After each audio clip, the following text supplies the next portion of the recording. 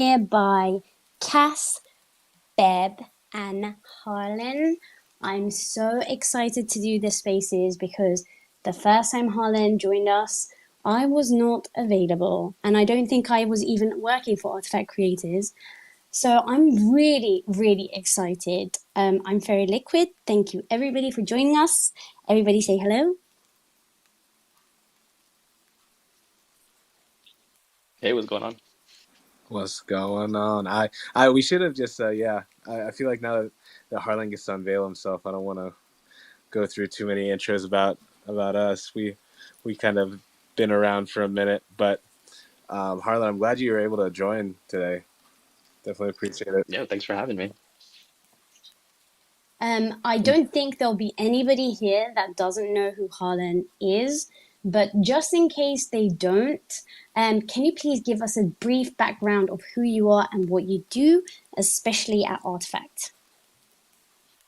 Yeah, of course. So what's up, y'all? I'm Harlan. I come from a very heavy design background, mostly focused on UX, 3D design, and immersive experiences. Before Artifact, I was a UX designer at Google. Worked on their augmented reality platform for AR glasses. We did a couple of previews of it during I/O last year, and then before that, I used to do a lot of like technical modeling for aircraft, spaceships, and stuff over at Lockheed Martin. So mostly like DoD work there. And at Artifact, I'm the visual design director. My main focus here is make sure we have a nice, consistent visual design language. We're able to tell rich and compelling stories. Work on designing experiences and make sure that we have consistency like across the board on all the products that we do, the projects. And then also I get to work on some future bets and setting up a couple things for some of our long-term vision. Sweet. And so I know that the obvious thing we got to state here today it is art, not alpha, that we're going to be discussing. I know people might have some questions, but we're gonna have some Q&As later on. We're gonna go through a few questions just beforehand, Harlan, and then we'll add some other people up. But I definitely got to ask about the background at Google because I don't think I've ever talked to anybody who's worked on the AR glasses. So real quick, what is your thoughts there in AR and even like what that can do for this space or humans in general? I mean, I think AR itself is at the moment probably one of the more accessible technologies. Like right now, if you think about it, there's last time I checked, and this was while I was still at Google, there was over 1 billion devices that were AR capable and ready. So most people who are listening on this call right now already have an AR device, which is just their phone, which is at the base, like a very fundamental, like basic level. AR, you point it at something, you get some feedback. But I think when you take that and you extrapolate that to like the possibilities of what happens when the world around you is augmented, and it's augmented as something as simply as just like what you see and what you touch and what you feel and what you can express and what you can pull apart. I think the stories that we can tell, the designs that we can do, it just becomes much more expressive, much more, I think, human in nature because we're so focused on being able to just like grab our device, and our devices are amazing on nothing knocking on the phone. You can grab it, you can do so much, like so many things. You can, search any information that you want, but it's not like fundamentally human in how we interact. So I think with AR, we can kind of go a little bit back more into like our roots of actually being able to like touch physical objects and pulling information directly from that without actually having to have a middleman device in order to do so. Even though technically, I guess the middleman device is going to be like whatever augmented device gets allows us to do that. But in this case, it's like you can grab things, you can feel things, you can pull apart the digital information from any one of these things and come up with, I don't know, whatever use cases that arise. I can't really speak too much on the strategic aspect on those glasses because I think they're pretty much still under wrap. We did manage to show a really dope preview at I/O last year, uh, where we created a prototype for language barriers. So essentially, like the AR glasses were able to transcribe in real time the text, or not the text, I'm sorry, the spoken language of any individual in the room and transcribe it to the individual who's wearing the glasses, and we're able to actually have like seamless communication between two different people. And it was really nice because some of them were people who were immigrated from particular places, and like their roots have a strong language of like, in one of the cases was like we had like a Spanish speaker who couldn't really speak too well to like some of their family members, just because it was like a language barrier and vice versa. And it was really actually really beautiful to see their reactions when we gave like this gentleman like the glasses, and he was able to like hear and understand like some of his family members for like the first time, and just like the wow moment. It's like some of these little simple things that we kind of like take for granted, that I think it's like I don't know, it just feels like kind of like magical sometimes. And I think, that's just like scratching the surface of like what AR can do. All right, I had to. That's crazy. Yeah, Oh. I'm sorry. I had to restrain myself from hitting like the meow sound, because I didn't know AR glasses did that yet, and I was about to nerd out a little bit, but all right, that's all I had to say. Yeah, and I think that's just like at the base level too. Like when you're able to bring in a piece of technology that is able to interpret um, and have full understanding of like what's around you in order to help you make better decisions, or actually augment the decisions that you want to do to do things better or quicker or more efficient. It's really interesting, and that's not even adding like AI into the mix. Which at one point, like, yeah, we did some work on, or I've been doing some work on AI before it's like ChatGPT, and everyone's like, oh look, this is what AI is. So it's like it's interesting seeing like and like what everyone's take is on it now, and all the useful applications that they're doing. And it's just text-based at the moment. Like wait till we are able to put like audio interfaces to it, or sync it up with a ton of other things, and we're walking around with like our own Jarvis. I think that would be kind of fun.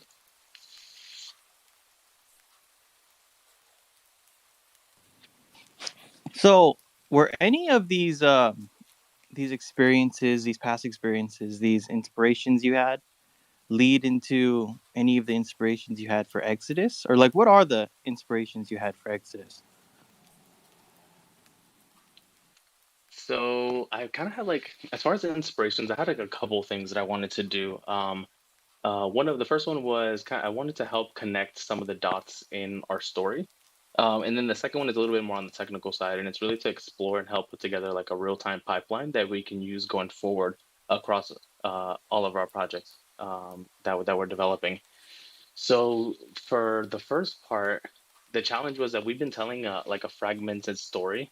Some events took place further down the timeline, some of them were a bit before, and it was a little bit harder to follow. So with the Exodus campaign, I want to be able to tie like some of that together, and really just lay out some of the framework for how we're going to tell this story. So we have, at least what I'm calling, uh, I don't know if you, maybe I guess you could quote me, don't quote me on this. But for me, phase one is what I'm referring to as the Exodus. And that ends up starting all the way from where we've been in Orbitar.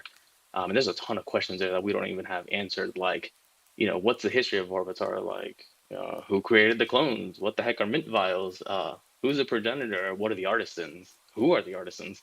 And there's all of these cool questions, like who are the Urkin and why do they want to destroy us? So there's all of these cool, like, fun pieces of like story that we can piece together um, to kind of like tell our lore.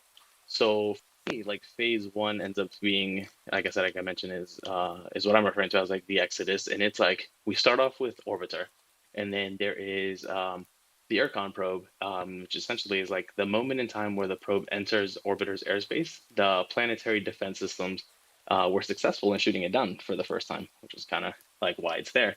From the rubble, like that ruin probe managed to contact the Urkins and inform of the source energy activity that's happening within the planet.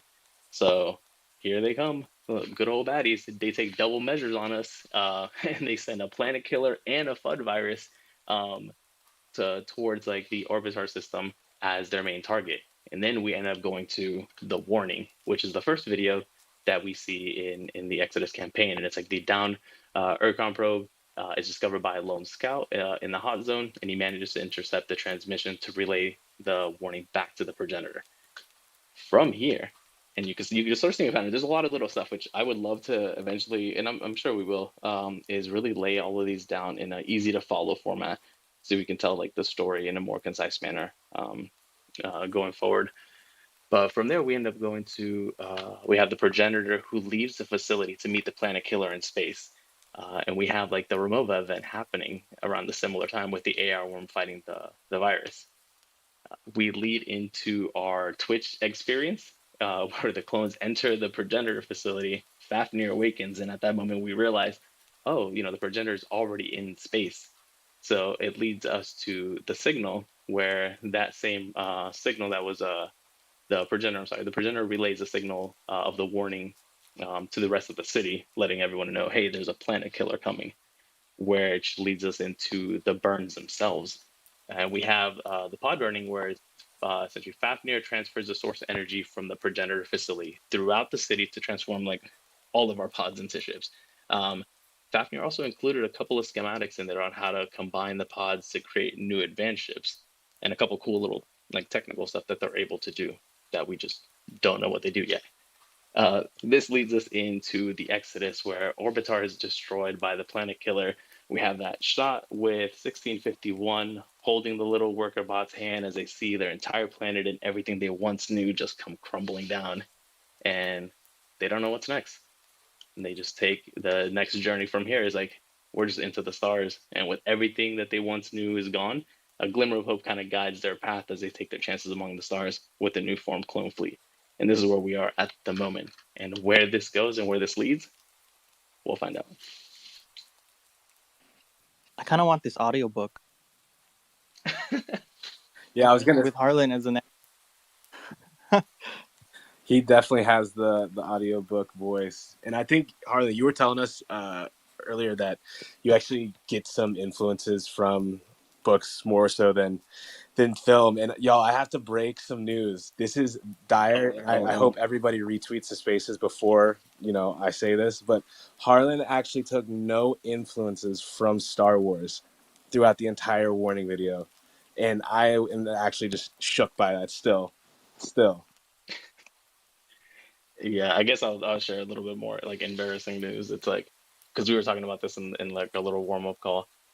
Yeah, I haven't seen The Mandalorian or pretty much any of the Star Wars stuff on Disney Plus yet. I'm pretty behind on a lot of just a lot of series. I tend to do a lot more reading when it comes to like inspiration. So something I would say I took maybe like some inspo from is a lot of the books that I end up going through. So one of my favorite series is the Expanse series, and I've gone through all 9 of those books and like the 7 or 8 novellas that accompany it, and it's like amazing. Like probably one of my favorites. Like really good sci-fi storytelling. Another dope one is like Project Hail Mary, which oddly enough, it's like I read that like a couple years ago, and I just drove by like the city the other day, and I saw it on a billboard, and I'm like, what? That's dope. Foundation, obviously, is really good. The trilogy. I think they have a Foundation series, which I have yet to see as well. So those 3 were really good. Then another one is like, which I did not take any inspiration, I don't think, from this for Exodus, but Red Rising, probably one of my favorites. Really cool, with like really cool story. Sorry, Harlan, as you were speaking, I can just see, like, as you said, you've never watched Mandalorian. Hondro is reacting like crazy. The steam coming out of his ears. He's a big Star Wars fan. So you've broken his heart there. What do you have to say? I'm sorry. I will be watching it though. I'm just usually like a little behind when it comes to series. I guess this one's like a little crazy one. Sorry. But yeah, I also haven't seen like any of the Game of Thrones, and I'm pretty spoiler free on everything, except this one time I walked in on some friends watching it, and something about hold the door came up, but I don't know anything else about that. But apparently, it's supposed to be some interesting scene. It's probably like the one like most, I guess you would say, emotional scene for a lot of people. Is it damn? We ain't gonna have the Game of Thrones like ruined it for me. Not gonna do that one too. That there's too much that you have to get caught up with before you can even be ready for those moments. But I was gonna say that's the cool thing about like complex storylines, and it sounds like you definitely understand that and you live with that. But what was it like, directing something like this where you have so many moving parts and you're obviously working with the team? I was able to pin up the tweet from Glob Studios, which is really, really cool, kind of seeing the both forehand and then to the modeling and then the final shots all kind of spliced together. So yeah, what was it like working with everyone there? Oh, it was great. It's awesome that they just did that an hour ago. So that's like dope. That's like perfect timing. Because we went through a series of concept arts. I did a bunch of concept arts initially before we even reached out to Glob. So did a bunch of concept art, did some writing. We did a lot of storyboarding and then iterating, and then a lot more storyboarding and then iterating again. So we kind of like went through like turned a little bit to kind of get like the right um, look and feel of what we wanted to. And from there, we went and started just concepting out and building all the individual pieces. We had so many props that we had to make for this, like for the environment itself. We went into World Machine and I put together a 35 by 35 kilometer space. Like, mind you, this is like it's big, but it's not actually like actual size to everything. It's like imagine it's like a big, massive space that we can make a lot of like digital sets that we can film in. So there was in that space we had the crater itself where the probe was down. We had like the hot zone where some of the bike shots or the speeder shots were filmed in, and then we had like the city itself where everything else kind of like took place. And yeah, it was like it was actually it was really interesting getting all of that together. But not just that, it's like we had typically when we work with a or not us, but typically when there's work being done with like an agency or an external studio, there's this process where you like you write a brief, you insert some like concept art, and then you like hand it off and like, all right, cool, we'll see what you do with this, and we'll come back and iterate on it and see what happens. Um, for this, it's not really how I like to work too much. So what we ended up doing is we created a fully hybrid, like collaborative process to work with Glob and internal talent. So we had our own uh, like GitHub repo, like Unreal scene that we put together for everything, and everybody was committing and contributing to the exact same project at the same time while going through multiple meetings like throughout the week to be on make sure that everything's getting delivered and everything's on the same page. We had like our PM that was on it from both sides. So it was very much collaborative and not so much as like a handoff to an agency thing, which I feel is like, I mean, it's cool. I probably shouldn't say that it's kind of boring, but it's just kind of boring. Harlan, did you have a favorite part from the whole Exodus campaign? And from all of the different stuff that you worked with Artifact, which one has been your favorite? Wait, out of everything that I've worked on, what's my favorite? Everything. But first, I want to know Exodus. Yeah, for Exodus, I really like the shot of the SPL pod breaking through the clouds. Actually, I'll send you a link to this on our You chat. mean the one where the clone is flying around in a potato? That one's your Yeah, favorite? that one's actually really dope. That would probably make me the laugh the most out of any other ones, for sure.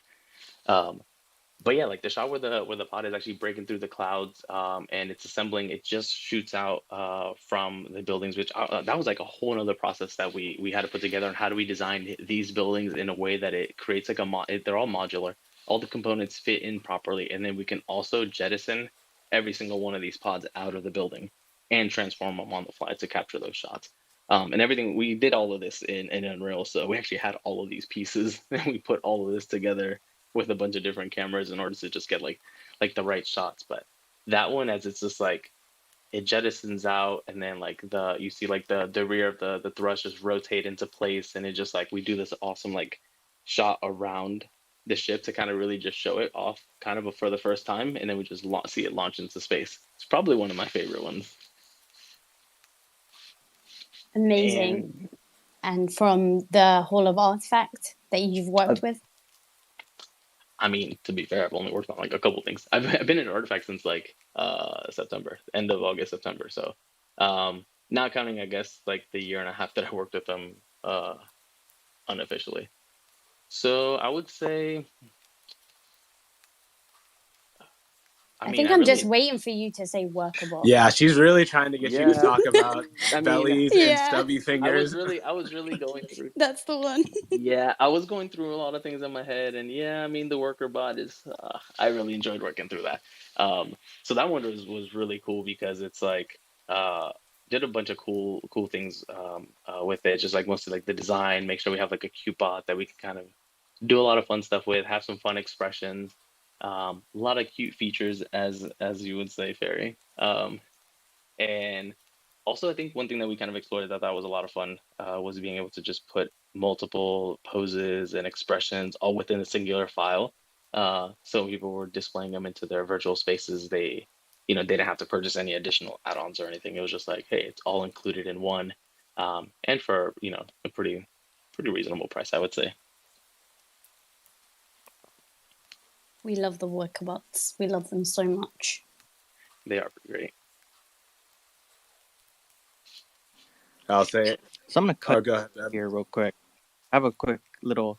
So I know, Harlan, you like to add like your little tidbits, like the signature on the book in the space pod, those type of little hidden messages and Easter eggs.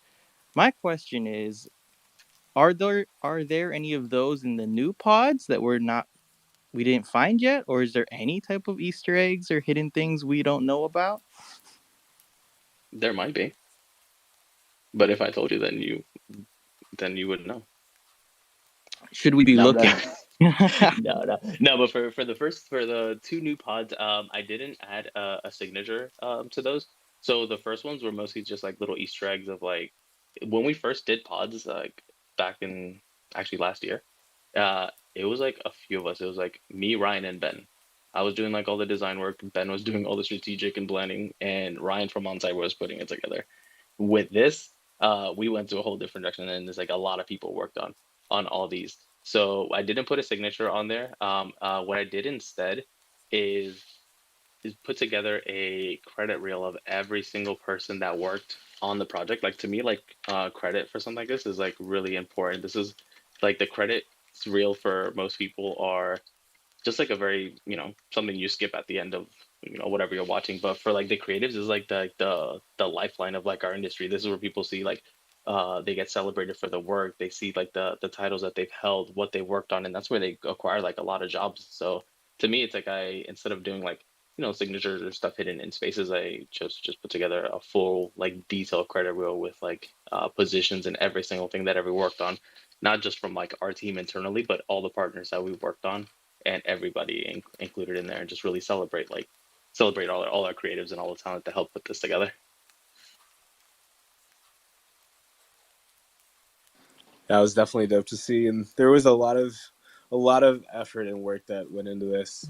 I can definitely see it, not just across the amount of people who worked in it, but all the detail that you guys were able to get, a lot of the shots and the final designs in the end. I think that's one of my favorite things is, just your design sense in general.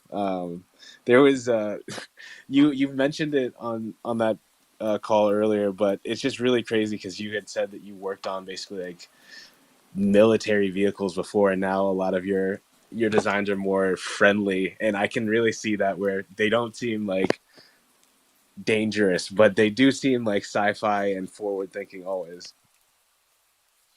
Yeah, I spent I would say like 5.5 years working on like DoD work and doing high-end technical modeling. Like we would have to build like vehicles down to like the bolts and rivets and every single component. It all had to be functional and working like in real-time engines as well. So it's both for real-time for simulations and for actual usage. So yeah, I leveled up, I would say, my technical chops doing some of that work, but I I'm more of like a good vibes, like happy kind of like person. Like so yeah, most of the technical stuff, the robots and like the rest of the designs that I do, I like to lean more focus on like, something more happy, a little bit more pleasant, less destructive. I mean, even if on some of the designs it can see like, oh, this might be like something that's used as a weapon, you'll end up seeing that it's probably like just a dopey bot who ends up using it for something not intended for its original purpose. Talking about cute things, you previously worked on your own project, which was the ARC robots, or is it ARC? It's ARC, yeah, ARC, which stands for a robot company. Okay. I actually have this question from who was it? Just remind me. I think it was Snapback. Yes, Snapback. He wanted to know if the Arc robots had any part to play in inspiring your pod designs?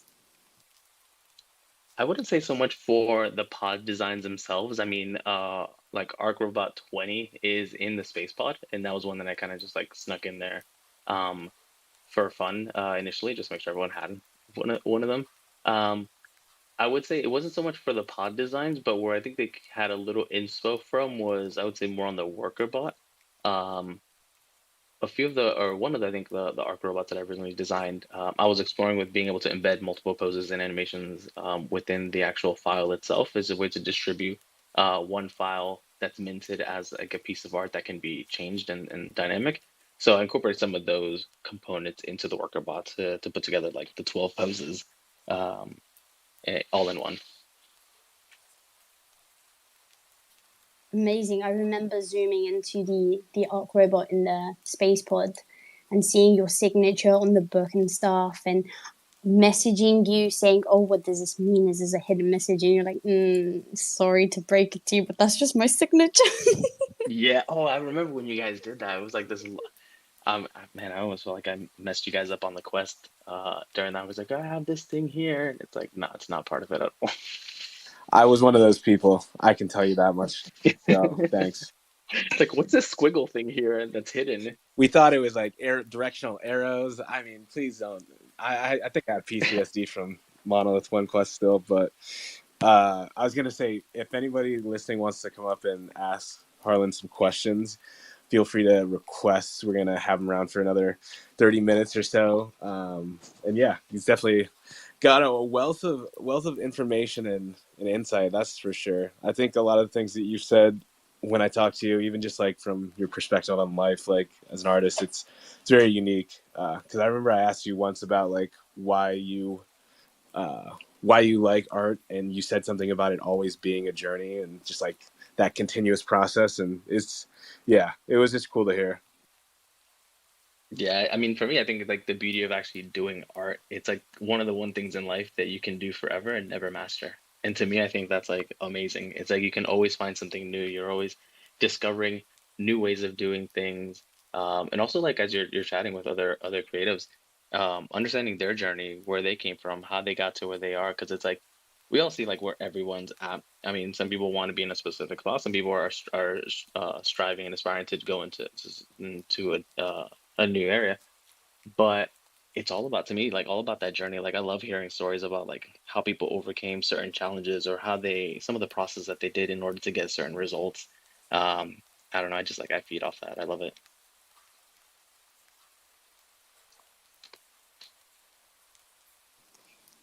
Side question, Harlan, do you remember your journey in the whole creative industry?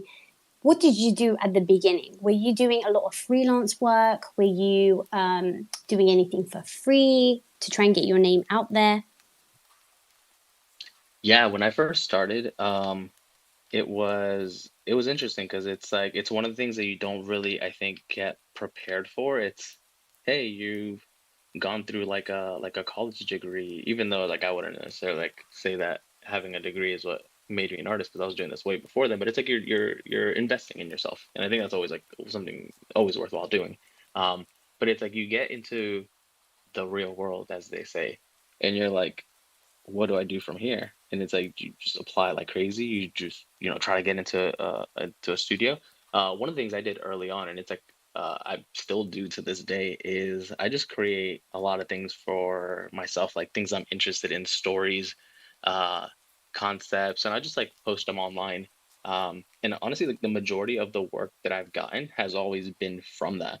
Like it's just going out there and just sharing who you are, and I share who I am as through my work. Like, I'm not one person that really likes to speak too much about myself, but I like to like produce a lot of work, and something that's maybe like like inspires some thought, and I just post a lot of that online, and that's honestly been like one of the best things that I've done, I would say, for that. And it's it's been really helpful in getting like word out there, but also like attracting people to some of the work. I feel like if there's something that you do and you really love and you really enjoy doing, there's most likely other people out there in the world who also love a similar thing, but they just don't know, you guys exist.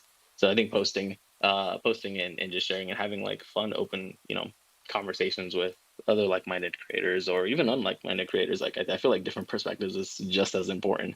You also don't want to be trapped too much into like echo chambers and stuff when it comes to creativity. Like you want to be able to be free and explore and try a bunch of new things. If you're a painter, try sculpting. If you're a sculptor, try sketching. You may not be very good in the beginning, but it's like I feel like the perspectives that you get from that and the skills that you gain are never wasted. They're just transferred. Preach. We also got another dope creator on stage. Yobs, what's going on, man? What's going on? What's going on? Yeah, I just always like to take this opportunity to come up and just express how inspirational it's been to watch you do what you do. Like it's crazy to see like the art that you put out.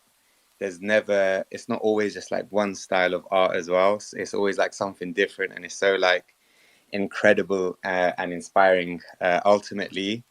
But yeah, I just wanted to ask maybe what is like your three main digital tools that you use for like creating your compositions? Because I'm sure like you don't like just create a scene and hit render in whichever program you're using. Like you're compositing things together. So I just wanted to know what like your three main digital tools are, your favorites.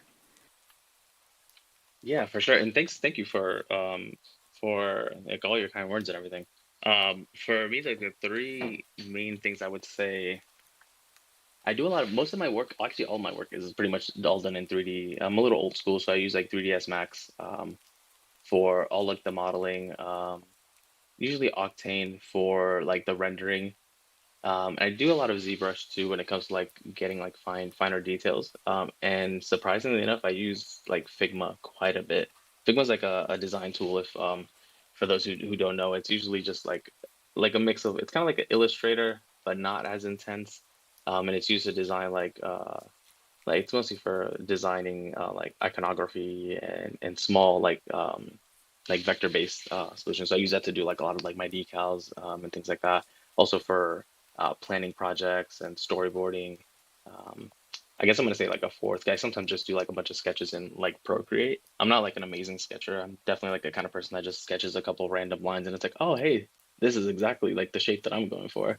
And I kind of just start sketching it out in 3D. I'm mostly just looking more for composition. So I would say to answer your question, 3ds Max, ZBrush, and probably Figma. Depending on the how I'm gonna render this out, I'll also use like Substance Painter, or I'll just paint everything directly with Poly Paint in ZBrush. Yeah, so basically everything. No, I'm joking. No, this thanks for your answer. I've got Figma loaded up right now. It's such a fantastic tool. Honestly, I love it so much. But yeah, thank you for blessing us with your skills and your talents, man. Absolutely love it, and looking forward to seeing more of it, man. Oh, thanks so much, Albs. Yeah, if you have questions you want to bring up, feel free to jump in.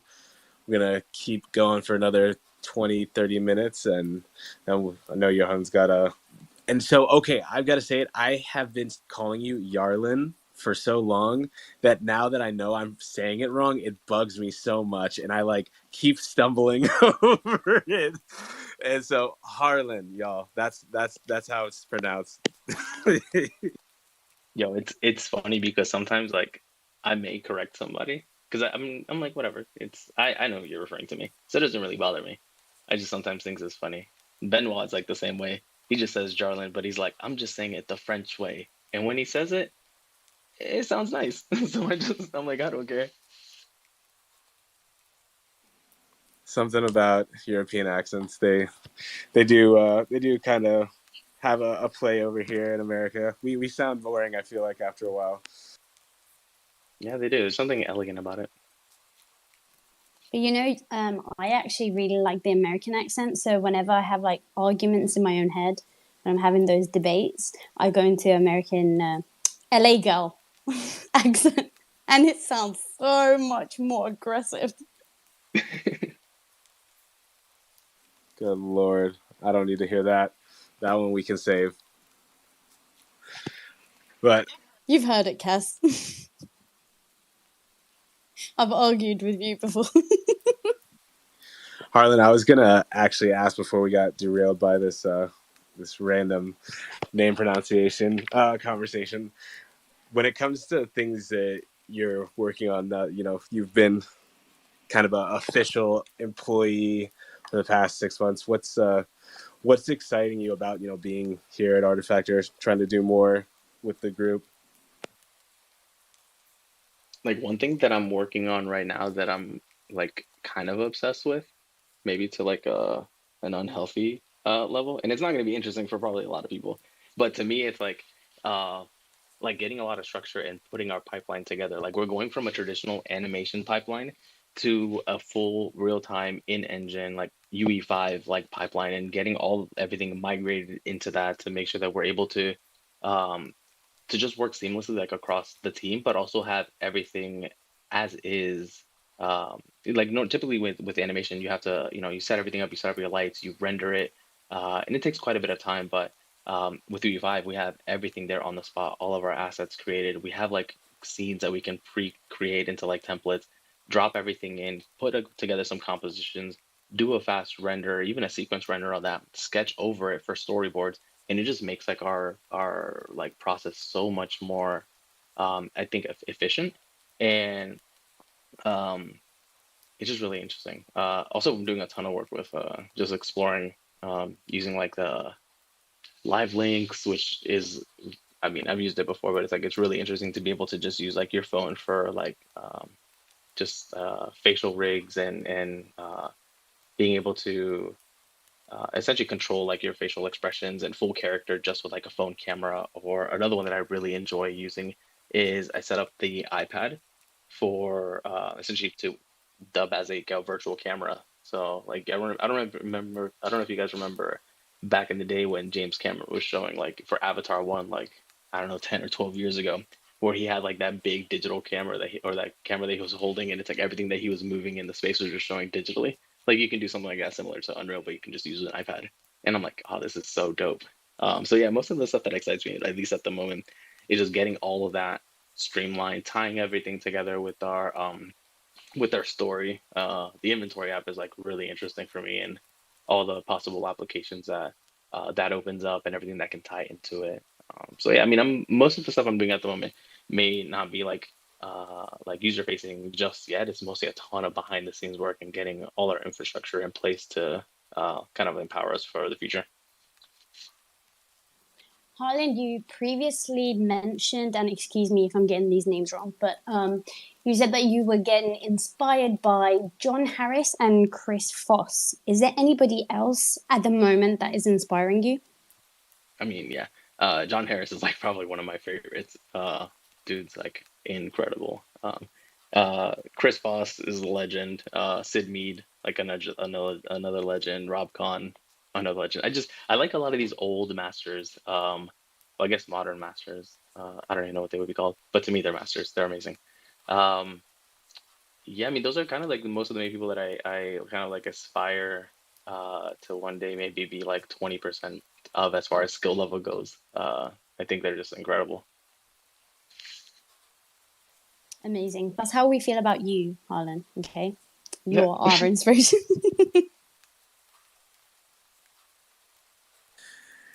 Yeah, definitely excited to see more of the things you do, and it's always cool to hear how you're thinking, because it seems like you're very forward thinking when it comes to tech and stuff like that, and that's the fun part where we're at in this space. We're making new things, and it's kind of a new frontier. So definitely excited. I know one of the things we had mentioned before was about AR and some of the applications you were interested in seeing. Definitely love to hear more about that.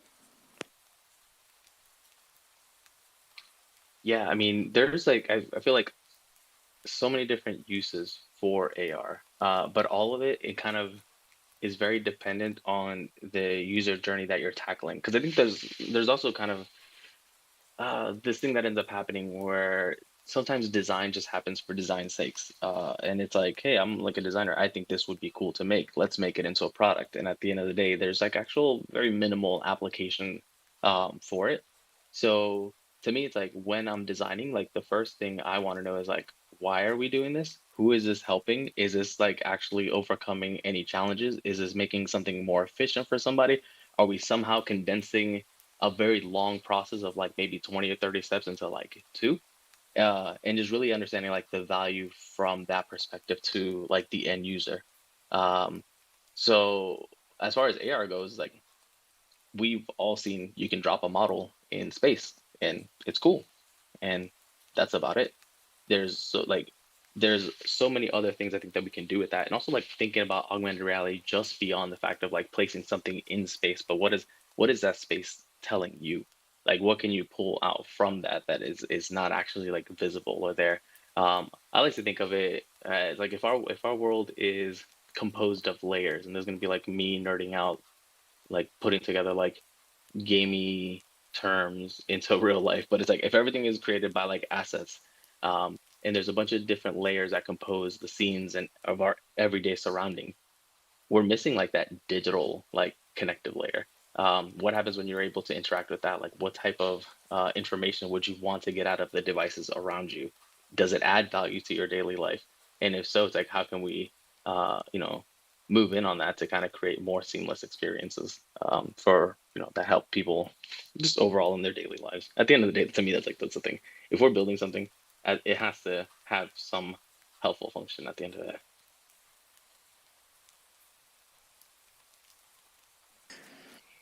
Harlan, I was rugged, so I heard the last part of what you just said, and it's so sad because I'm sure it was something great.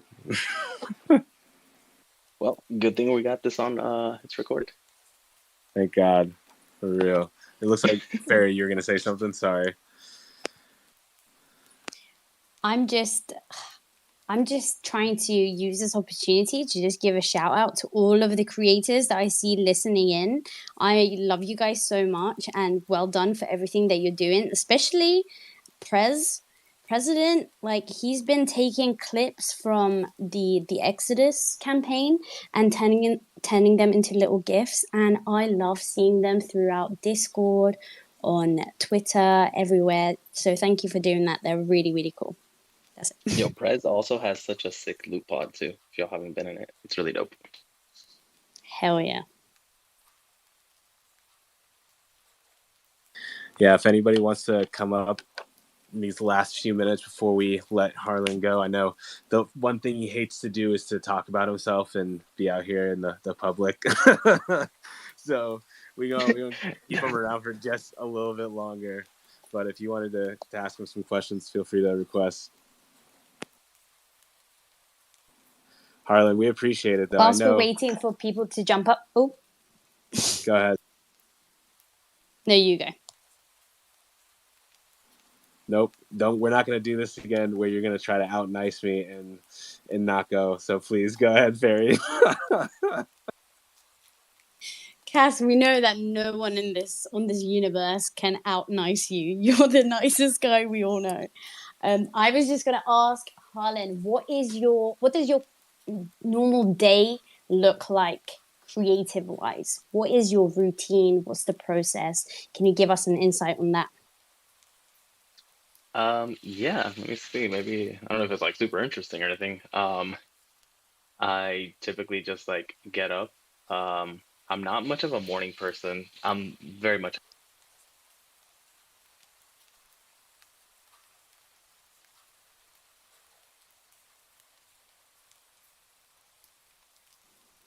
Oh, Harlan has been rugged. Oh wow! I thought I was rugging.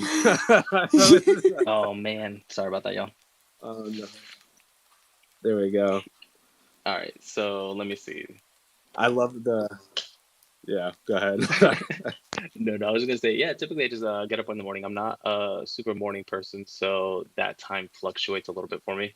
I'm usually much more in the evening, so I'll kind of get up, take my dog on a walk, generally listen to something interesting. It could be like a podcast or like a book or really just maybe nothing, and just enjoy the day if it's a nice day. Then I come back and I try to do like some initial like day planning. I don't like checking through email, so I try to go through that early. Not that I don't like to, it's just sometimes it's like a lot and I have a lot of other things to do. So um, I'll go in and I'll like maybe set up like a list of things I want to get accomplished for that day. That's kind of actually helped me out a lot. So I'll list maybe like the top 5 or 6 things that I want to do, and then just try to go and accomplish them in chronological order of when I listed them of like priority. Sometimes I don't get through that, but it's like being able to do that uh, keeps me focused on just what I want to do, because there's so much stuff that we have and all the planning that's going on that if I just do a bunch of everything, I end up just doing nothing. So I try just building a little bit more structure.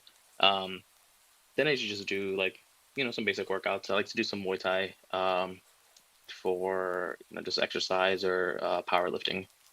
So I do that for maybe like an hour.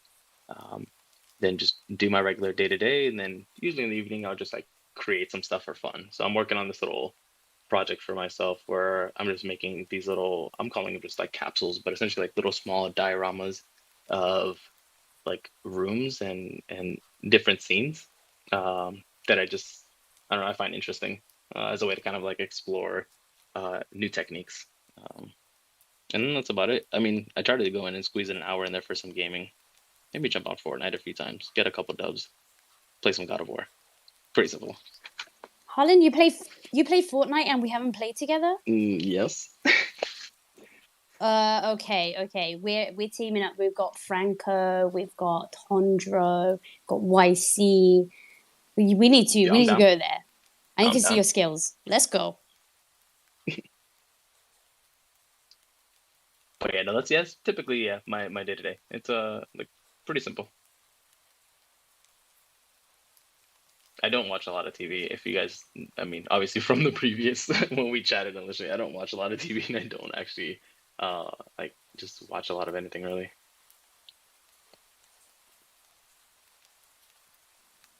Your routine sounds great. I've taken a few notes.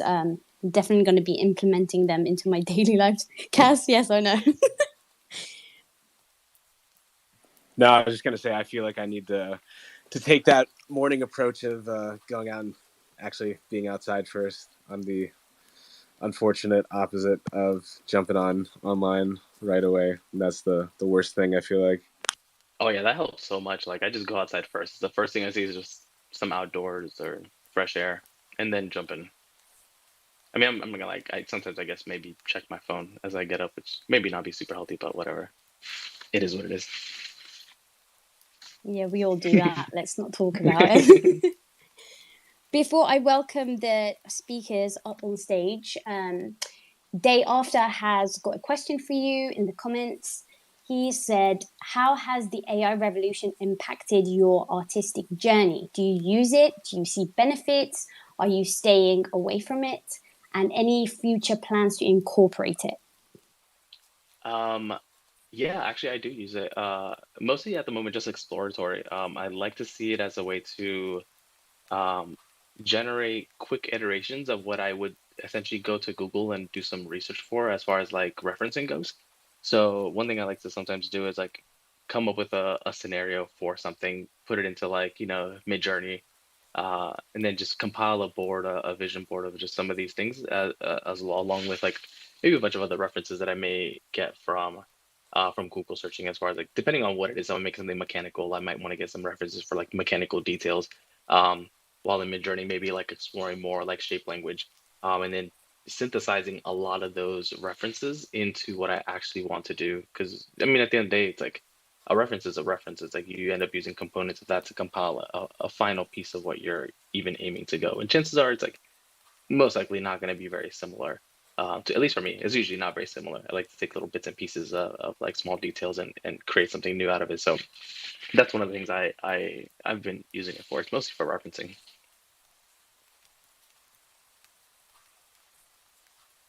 So we love to see the storyboarding and the planning, because I think it seems clear that you know how to go through a project and get it pushed out smoothly. But we got some others up on stage that I want to let ask some questions before you head out. We got Adder up first. Adder, what's going on? Hi, hello. This is my first time on the space, but I just want to say that I really enjoy and appreciate the little effort place in the video, when all the small details like timing, the lighting, and stuff like that, they are very much appreciated. And as a student that is also doing film in Singapore, so I really enjoyed it, and I thought it needs to be spoken more. Yeah. That's all for me. Thank you so much. I really appreciate that. Yeah, we took a lot of time to make sure we get a lot of details right, make sure we connect a lot of things, and also like on the website, that's like probably one of my favorite things as well, is like we put so much effort on getting everything right on the website, uh, and getting like the 3JS like loaded in with all like the different stats and make sure like the stories all being laid out like nicely on there. Yeah, we had a lot of fun with like make sure we get all that like all the small little details correct. We also have Cam up on stage. Hello, Cam. What's up, guys?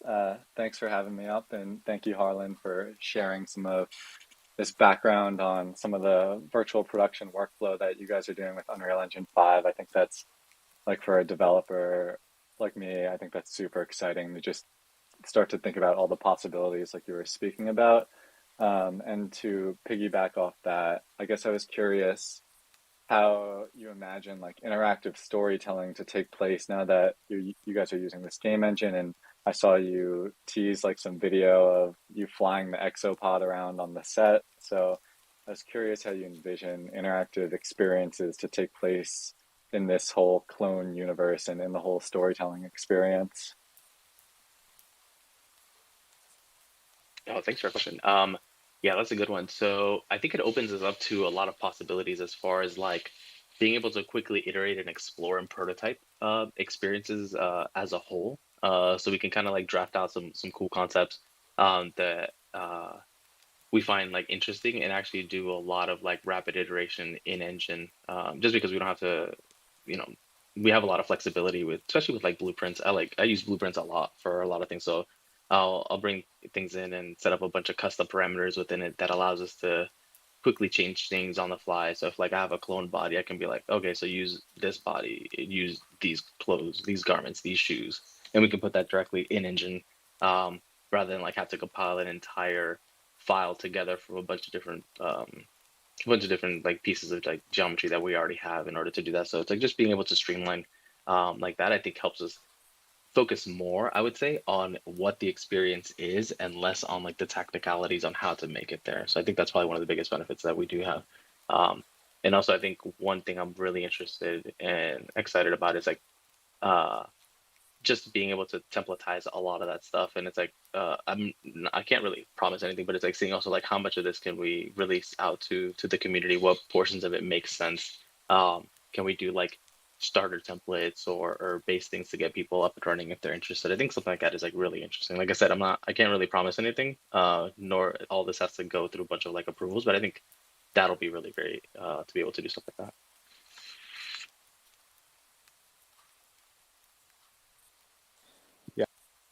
Unreal Jarlan kits. But we got Snapback up here as well. Snapback, what's going on? Hey, what's good, everybody? Harlan, I just want to say, first off, big fan of your work for a long time coming, from the Arc Robots till now. I really appreciate everything you do and just your vision and your dedication and your technique and your style. I'm a big fan. But I wanted to ask, I got two little questions for you. And I hopped on this thing a little late. I apologize. I was juggling some work. So you may have touched on these things. And if so, then feel free to just go ahead and I'm going to listen to the recording after so I could catch it. I'll catch it after. But I had two questions. One, I'm a big fan of the Arc Robots, always been a big fan of the Arc Robots. We're building this giant universe. I'm wondering if you see more opportunities to incorporate more bots into our world or more robots into this universe of, clones and spaceships that we're building. And then part two, I wanted to also ask you as a separate question. I was just curious as to like what you're most excited about for the future of this world we're building. It doesn't have to necessarily be like, you know, a specific project, like I'm excited for crypto kicks or this, that, or the other, or I'm not looking for any alpha. It could be more just like a broader idea of being able to enable creators or like help build the world, or just as a whole. I know you kind of have a lot bigger view than we have. So I'm curious just as what you're most excited about the possibilities for the future of what we are all building together. For sure. And yeah, appreciate you your kind words and your questions. I'll do the Arc Robot one first. Dude, anytime I get the opportunity to make some dope robots for this universe, I'm so down. So I want to say yes. I can't really promise anything, but if there is an opportunity to create some cool, dope robots, yeah, I will. And for what excites me, I think it's generally like the story that we're telling. Like I have an overview of like what we're going towards and what we're building. And it's a long-term like story that we're really piecing together. We have, I think I briefly spoke about it towards the beginning, so I went through an overview of just like phase one of what we're doing, but there's like so many open questions that we do have that allows us to kind of explore so many like possibilities, and just little story angles that we can do, like we were mentioning before, like, you know, who is the progenitor and who or what are the artisans, and, you know, what's the history of Orbitar, like where we're going. To me, I'm really interesting to see like how where we started right now in phase one with the Exodus and everything that encompassed in with that phase, and how it ladders up into Animus is something I'm like super excited about. I think as far as not alpha type of thing, but it's like one thing I'm really like excited about. That's dope. I'm sorry, I know I'm being greedy, but one last question for you, Harlan. I know you came from Google and now you're working at Artifact, and I'm just interested to hear kind of the differences in going from such a huge company, such a small up and coming company. Like, could you shed a tiny bit of light on that before we wrap out? Yeah, actually, like that's one thing I've been doing a lot of is like more of like behind the scenes, like pipeline organization, structuring, putting a little bit more structure into a lot of stuff that we do. We came from a very startup focus where it's like just run, and now it's like just slowing things down just a little bit, plan things out plan things out further, and then implement a bunch of steps in there, have proper like, you know, design reviews for like everything we do. It's not like as exciting going outward, but it's like that's one of the biggest things from behind the scenes, is really just like getting nice structure, getting unified repos, getting everything all set up in Unreal, having shifting our pipeline from traditional animation into a real time, and focusing in all that to essentially empower all the stuff that we want to build towards the future. So one thing that's like starkly different, because at Google we pretty much got all that for free. I just walked in and it's like, oh yeah, it's all done and laid out. While here it's like we're piecing everything together and building it as we go.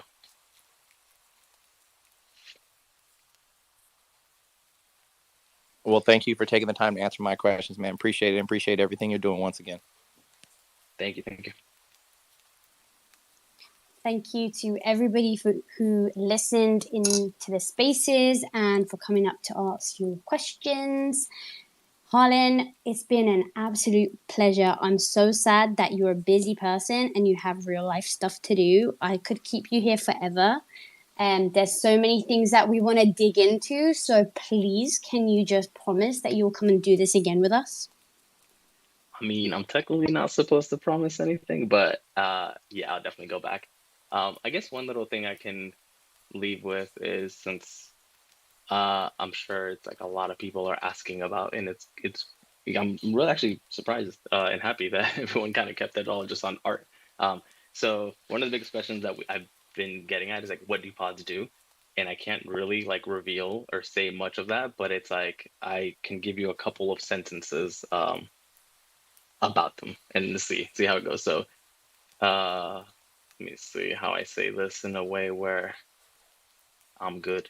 So okay, yeah, I could. Okay, so pods equipped with an incubation module can help improve how you take care of your eggs. And if you become involved in your animate's growth, better pods will bring you. Let me see how I say this. Yeah, better pods will bring better, and sometimes, do I say, stranger developments. So that's probably like the most I can say about that. When the team is ready to share more details about that, they will, and most likely will be coming from like our official channels. Oh my God. I didn't think we were going to go there. Is everybody okay listening in? Hearts pumping? Thank you so much for that little bit of clarification. Sorry. Yes. Can by any chance, is it Marvel or Pokemon? I'm I sorry. What? think I was gonna say, I think we can end the alpha hunts. The way Yeah, we that's pretty should much all I end can say. this, yeah, the way we should end this is probably with some just some life advice or any general advice you wanna give the people. Something we can walk away with, where just the best way we should approach life. Who knows? Whatever wisdom you got for us, Harlan. Sorry. Yeah, I mean, I don't know if I'm like much of like a life guru. My thing is just always like stay curious, stay hungry. Like if you find something interesting, go explore it. Uh, be kind to others and try to make today better than what it was yesterday, I guess. Just be better today than you were yesterday. Yeah, that's probably my little wise. That's what I live by. Beautiful. And with that, if anybody has anything else to say, nope. Okay, let's end it there. Thank you so much for listening in, and we'll see you again next week. Goodbye. Thanks, everyone. See ya.